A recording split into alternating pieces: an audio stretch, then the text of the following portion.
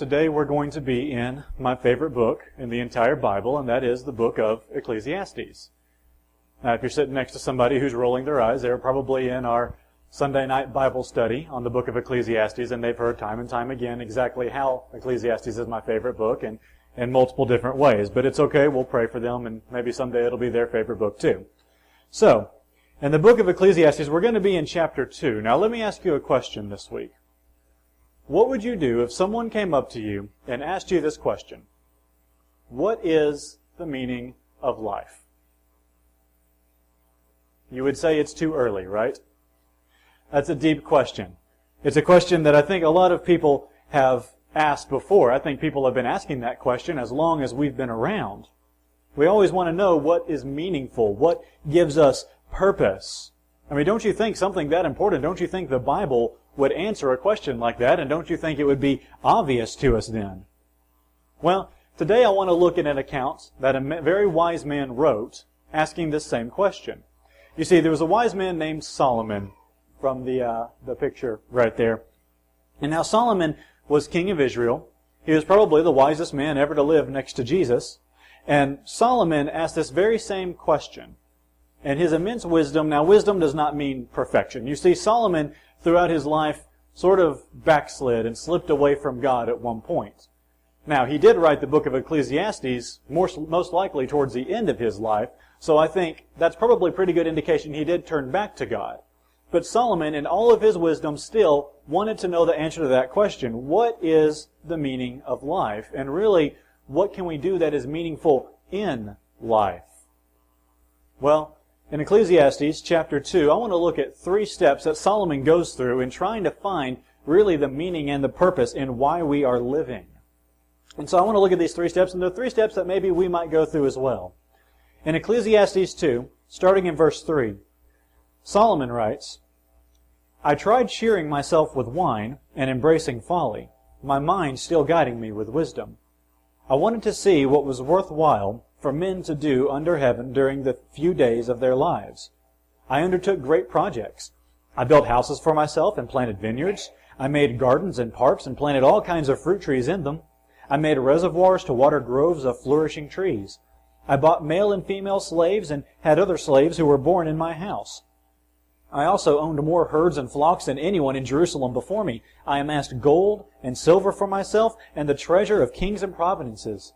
I acquired men and women singers and a harem as well, the delights of the heart of man. I became greater by far than anyone in Jerusalem before me. In all this, my wisdom stayed with me. Now, to start off, Solomon is recording throughout his life, and I think this is probably during that period of time where he slipped away. He's looking back to that. And he's trying to record all the things that he's done in a search for meaning. You see, that's the first step along the process. A lot of times people will search for something in life that is worthwhile. Now, Solomon was very wealthy. He was very wise. You ever thought before, if I could just have that, then I'd be happy? Well, Solomon is testing that, and he's just rich enough and smart enough to get whatever he wants. And so he's going to test whether that's really true. He gets all these good things. He gets a few bad things. But he still says his wisdom stays with him, probably because he's approaching this like it's an experiment. He's trying to really test and see if these things that he wants, these things that he desires, if they're really meaningful. And so we have to ask the question, what in life is really meaningful? What is worthwhile? Well, that's a question a lot of people ask, and I think it's a question that needs to be asked. Is getting what I want worthwhile? That's exactly what Solomon does. He tests to see if his pleasure, his fun, is really worth living for. Philippians 3:19, Paul speaks of certain people who are opposed to Christ. He says their destiny is destruction, their God is their stomach. In other words, there are people out there living who worship basically their stomach, their hunger, their desire, whatever they want, whatever they feel like they would like to have. Well, that becomes their God. That becomes their meaning. You know, lots of people pursue just their own desires. But does that mean that those things are really meaningful? Are they worth living for? Is being the best athlete in my school really worth living for? Is having the most friends worth living for? Is being comfortable in my old age worth living for? Are these things really the most meaningful things that I can do? Most people at some point in their lives are going to go through this step. They are going to search for something meaningful, whether they realize it or not. But people try to find something to devote their lives to. And that's why they work at it. That's why they pursue something. That's why people become consumed by things. Jesus told a story about a man who did this very thing. He searched for meaning in his life, and he tried to find it in his wealth. And in Luke 12, verse 16, Jesus told a parable about this man. He said, "The ground of a certain rich man produced a good crop. He thought to himself, 'What shall I do? I have no place to store my crops.' Then he said, 'This is what I'll do. I will tear down my barns and build bigger ones. And there I will store all my grain and my goods. And I'll say to myself, you have plenty of good things laid up for many years. Take life easy, eat, drink, and be merry.'" Is that the purpose of life? Just to gain more, to be comfortable? Richard Dawkins says we are survival machines, blindly programmed to preserve these selfish molecules known as genes. Is that the purpose in life? Do I exist simply to live and have children and pass on my genetic information and then die? Is that what life is about? Something in life must be meaningful. I remember when I was probably about 9 years old, I thought I found something that I thought was meaningful in life. And keep in mind, I'm a 9-year-old at the time. My parents took me to our video rental store, and I walked in there and I found a brand new video game that I had not played before. And I thought, this looks like an interesting game. I'll try it, and I got it. And I really, really liked that game. I played it a lot. I think I rented that game probably 20 times from the store. And I remember one day in particular, I spent 12 hours probably at least in one day playing this one video game because it was so fun. I'd play through and beat it, and then I'd play through again and play through it again. And just my entire life became consumed by this one thing. Well, that night I wasn't able to sleep because I hadn't done anything but sat in front of the TV. And as I was laying there trying to go to sleep, I just realized, wow, this was a waste of a day. All this value I put on this one thing, this one piece of entertainment, was it really worth it? Was it really valuable at all?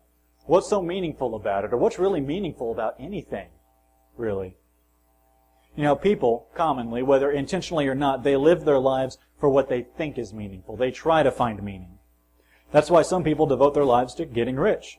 That's why some people devote their lives to a relationship. That's why some people become priests and nuns because they want to devote their lives to God. And that's why some people become drug addicts and sexually promiscuous because they just want to enjoy it and have fun. They devote their lives to the pleasure that they can have. So here's my question for you. In what way do you live? Or according to what you live, to how you live, what is most meaningful in your life? What do you pursue as having meaning? If someone other than yourself could sit down and watch your entire life played out and see everything you do, what would they think is the most meaningful thing in your life? Just think about that and get an idea. What are the meaningful things? What do you pursue? As the first step along this process is many people look for something that is meaningful. So now let's look at the second step in this process. In Ecclesiastes 2, verse 10, Solomon writes, after he's gained all these things, he says, "I denied myself nothing my eyes desired. I refused my heart no pleasure. My heart took delight in all my work, and this was the reward for all my labor. Yet when I surveyed all that my hands had done, and what I had toiled to achieve, everything was meaningless, a chasing after the wind. Nothing was gained under the sun." The second step in the process is that many times when people spend their lives pursuing something or several different things, they find that those things really weren't worth pursuing. The things that we follow after in life are oftentimes very meaningless. Solomon works hard. He acquires everything that he could ever possibly want, and at the end he steps back and he looks at everything, and the conclusion he comes to is, what's the point? So I've got some stuff so I can have fun with it. What's really gained? Many times people find that the things that they are pursuing are meaningless. Now those are the lucky ones. The unlucky ones are the ones who don't realize that what they are doing is meaningless, and they just go through life constantly, relentlessly pursuing one thing, and they never realize that there's no point to it at all. Have you ever had a time when you cared about something so much you just wanted to get that one thing, and then after you got it you realized, well, that wasn't what I thought it'd be? I think we've all experienced that at some time or another. So considering that so many things are meaningless, what all do we know is meaningless? Ecclesiastes gives us several things. He tells us here that pleasure is meaningless. We're told that wealth is meaningless. In Luke 12, verse 20, the conclusion of the story that Jesus told about that rich man, he says, God said to this man, you fool, this very night your life will be demanded from you. Then who will get what you have prepared for yourself? This is how it will be with anyone who stores up things for himself, but is not rich towards God. Now, this man's sin was not having money. It was not building a barn. There's nothing inherently wrong with those, but rather his sin was the selfish, relentless pursuit of something that was meaningless, and he treated it as if it were. That's why in verse 15, at the very beginning of that story, Jesus begins it by saying, watch out, be on your guard against all kinds of greed. A man's life does not consist in the abundance of his possessions. The bad result was this man spent his whole life just trying to get more. He died and he couldn't take it with him. What was the point? So many things in life that people pursue are meaningless. Solomon even says that wisdom is a meaningless thing. No one thing in life is big enough to be the meaning of it all. That includes concepts like happiness. If happiness, being happy is the meaning of life, what about the times when we're sad? Those times are pointless then. What if our health is the meaning of life? Well, what about people who don't have as good a health? Their life is pointless then. No, these things cannot be the meaning of life. We can't find the meaning of life within life. So how do we determine if something is meaningless or not? Well, I don't think it's a coincidence that in Jesus' story, the sort of the end thing that comes along and shows the pointlessness of that rich man was death. You see, death actually serves as a very good test to determine what really has meaning. Ecclesiastes 7:2 says, it's better to go to a house of mourning than to go to a house of feasting. For death is the destiny of every man. The living should take this to heart. The other day I was in the house of mourning. I went by to see Betty Horton after her husband passed away. And she was upset about it, obviously. But after I visited with her for a while, I was heading home and I thought, what am I going to do? I'll go home and I'll just watch TV with Bree. And I stopped and I realized, you know, what happened to Eugene is going to happen to me too. Someday I'm going to be dead. Really, what really difference does it make that I go home and enjoy a television show with my wife? What's the point of even doing that? You see, all these things that Ecclesiastes has spoken on up to this point, they don't stand the test of death. Pleasures? Well, you live life, you have fun, you enjoy it, then you die, and, well, what good comes from it? Your wealth? You can get rich, but then you die and you can't take it with you. Your wisdom? You know, smartest people in the world have not found a cure for death. All those things that Ecclesiastes points out, they're all meaningless. And we could add more to the list. Your health is meaningless because it's not going to last you forever. I saw a show one time that talked about the meaning of life. It was sort of an Indiana Jones spoof. And this character was trying to find the meaning of life. And he gets to the very end and he finds out what the meaning of life is. And it's sort of just this happy, feel-good sort of ending. The meaning of his life was his friends. Friends are the meaning of life. But when you think about it critically, not to be morbid, but one day my friends are going to die. Or I'm going to die before them. Then, what's the point? Can I really find meaning in those things? Solomon, believe it or not, Solomon even indicated that righteousness can be meaningless. Ecclesiastes 7:15, he said, in this meaningless life of mine, I have seen both of these, a righteous man perishing in his righteousness and a wicked man living long in his wickedness. Do not be over-righteous, neither be over-wise. Why destroy yourself? Do not be over-wicked and do not be a fool. Why die before your time? It is good to grasp the one and not let go of the other. The man who fears God will avoid all extremes. Now that poses a little bit of a problem. As Christians, we are called to live righteously. So how could righteousness be meaningless in any way at all? Well, I think first off, the type of righteousness he's referring to when he talks about being overly righteous is a legalistic type, but I'll get to that in a second.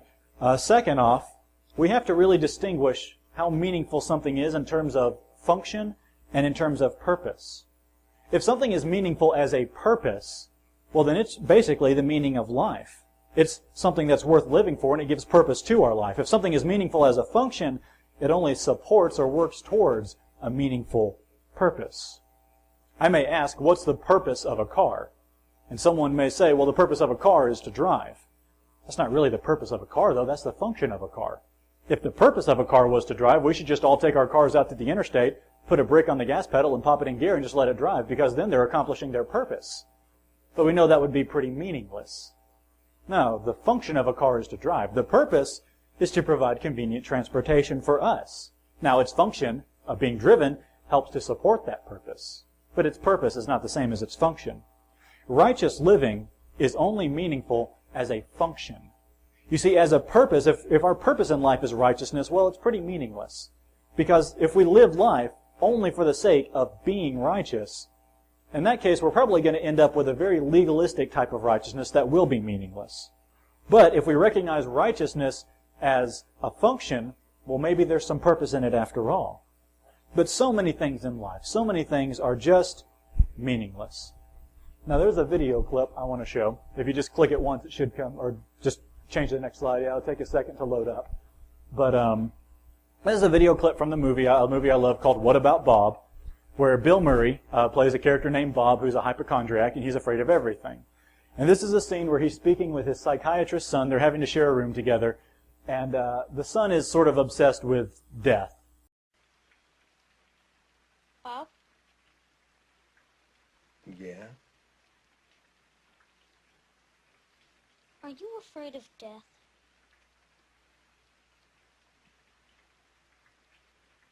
Yeah? Me too. And there's no way out of it. You're going to die.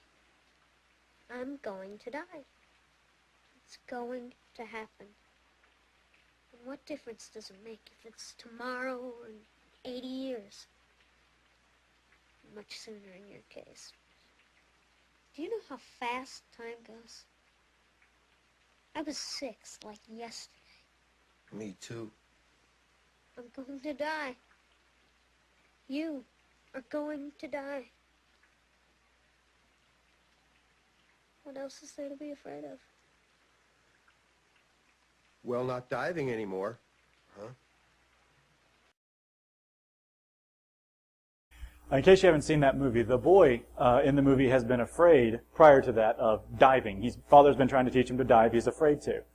This boy's also sort of obsessed with death. And when he starts talking about death, Bob says, well, at least you don't need to be afraid of diving if the biggest fear in life is death. No, that's true. You know, death, the reality of death really helps to put everything in life into perspective. When you consider the fact that one day we're all going to die, what's the point of being afraid of diving? It's so small in comparison. So now we need to ask the question, what is really meaningful in life? Now, I already asked you to identify some of those things in your life that you may treat like they are meaningful. If someone watched your life, what would they say is meaningful to you? Look at those things that are meaningful, and I want to challenge you to test those up against the concept of death. Because the truth is, one day, we are all going to die, and no one will remember us anymore. Considering that, are the things that we are living for really worth living for? And if they aren't, then what is? So, many times people look for something meaningful in life. They start to realize, well, maybe the things I've been living for are not meaningful. There's one more step that I want to look at in Ecclesiastes 12. You skip all the way over to Ecclesiastes 12, in verse 1, Solomon writes, "Remember your Creator in the days of your youth, before the days of trouble come and the years approach, when you will say, I find no pleasure in them." And now if you skip down to verse 13, the very last words in the entire book, he says, "Now all has been heard. Here is the conclusion of the matter. Fear God and keep His commandments. For this is the whole duty of man. For God will bring every deed into judgment, including every hidden thing, whether it is good or evil." So the final step along the process, which not everyone makes it to, but the final step is finding true meaning. Now here we skip to the very end of the book and find the conclusion. Do you guys do that when you read a book? You skip to the end and read the chapter first, or the last chapter first, and then you go back and read the rest? I don't know why some people do that. I don't do that. My wife does that. But Solomon has spent his entire life getting rich, and he's been gaining wisdom, and he's been becoming more and more famous, and he's been getting every single thing that he could ever possibly desire throughout his whole life. And now he comes to the end and he's realized it's all meaningless, and here he gives us something that is actually has some value to it. And that is living for God. You see, so many things in life fail to be meaningful. Money, pleasures, health, fun, knowledge, relationships.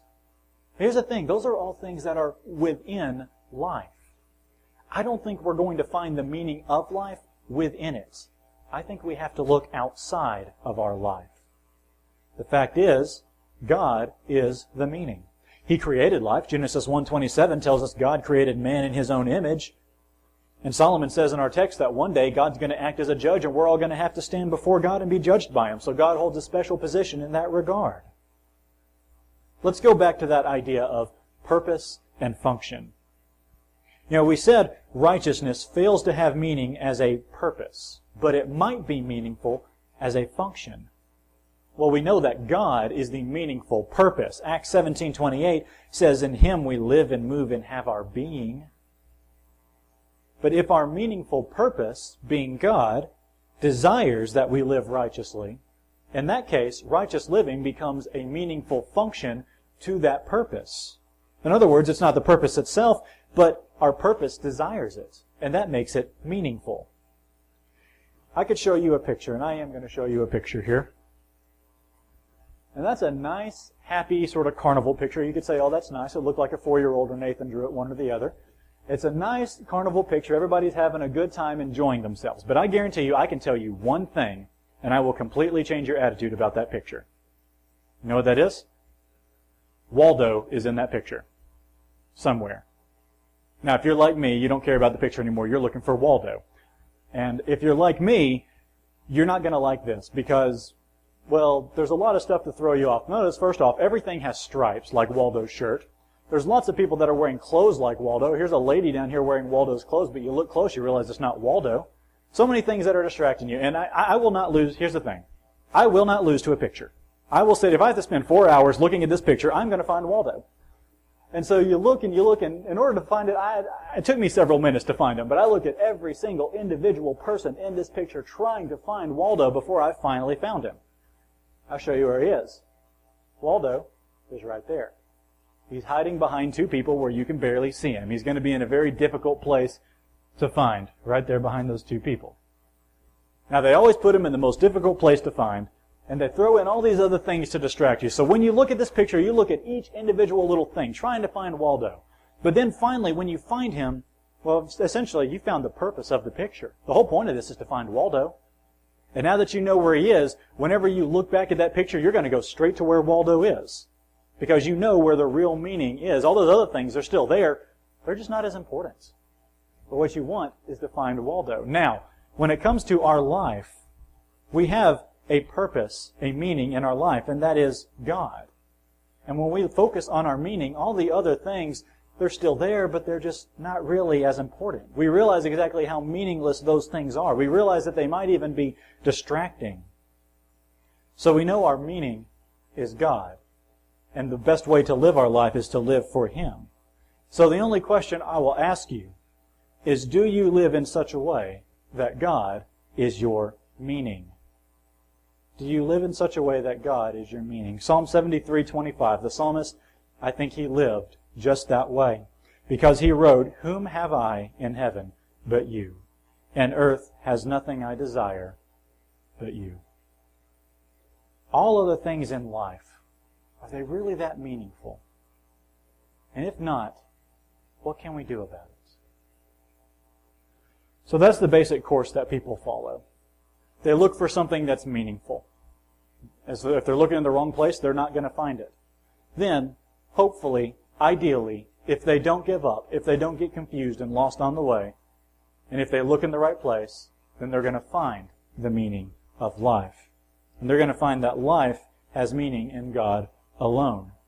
So if there's anything that the book of Ecclesiastes as a whole tells us, I think it's this. I want you to know this. The meaning of life cannot be found within life.